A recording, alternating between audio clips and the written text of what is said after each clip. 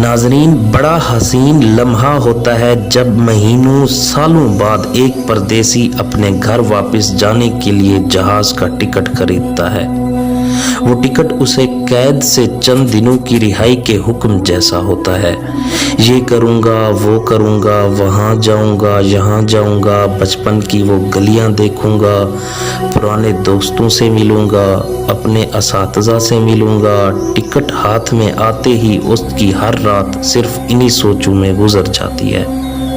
सारे दुख तकलीफ़ें हंस कर बर्दाश्त करने लगता है, इस खुशी में कि अब बस थोड़े ही दिन हैं, मैं अपने वतन जा रहा हूँ। फ़लाँ की ये फरमाइश है, फ़लाँ के लिए ये ले लिया है, छोटे भाई ने मोबाइल कहा था, बहन ने लैपटॉप कहा था, अब्बा जान ने जैतून कहा था, बादाम कहे थे। सब के लिए खुशियाँ ख़रीद कर बैग भर लेता है।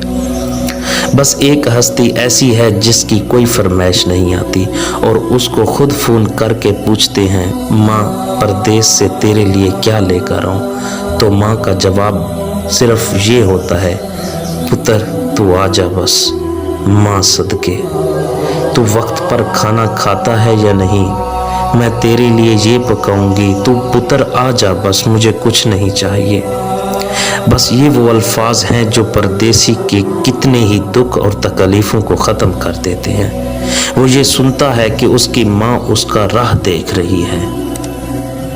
परदेस लोग खुशी से नहीं बल्कि दिल के हाथों और हालात से मजबूर होकर जाते हैं। जब माँ, बीवी, बच्चे, बाप, बहन, भाई याद करके रोते हैं तो उनके आंसुओं परदेसियों के दिल पर पत्थर बन के लगते हैं। गर्म मुल्कों की जला देने वाली गर्मी हो या यूरोप ममालिक की बर्फीली ठंड, दिरहम, दिनार, रियाल, डॉलर्स और पाउंड्स कमाने के लिए सुबह से लेकर रात तक कितनी सख्तियां बर्दाश्त करना पड़ती हैं।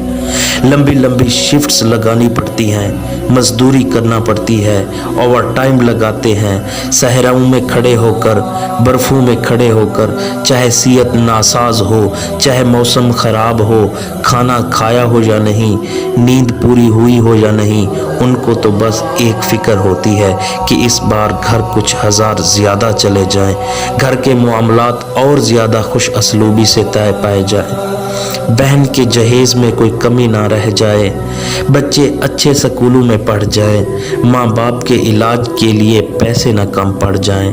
वो परदेसी बेटे, बाप, भाई सब अपनों की खुशियों के लिए, अपनों की उम्मीदों के लिए अपना आप भुलाकर, अपना आप मिटाकर तगो-दो में लगे रहते हैं। बड़े बड़े डिग्री होल्डर को परदेश में अपनी अना मिटाकर जॉब पाने के लिए धक्के खाने पड़ते हैं। टके टके लोगों की मिन्नतें करते देखा है, बाथरूम धोते देखा है, बर्तन धोते देखा है, झाड़ू पोछा करते देखा है, ऊंची इमारतों की छतों पर खड़े जिंदगी और मौत की जंग लड़ते देखा है, क्लबों के बाहर खड़े सिक्योरिटी करते देखा है, सख्त सर्दी और बारिशों में सर्विस स्टेशन पर गाड़ियां साफ करते देखा है और फिर इन कामों से थक हार कर एक कमरे में 10-10 लोगों को रहते और सोते देखा है।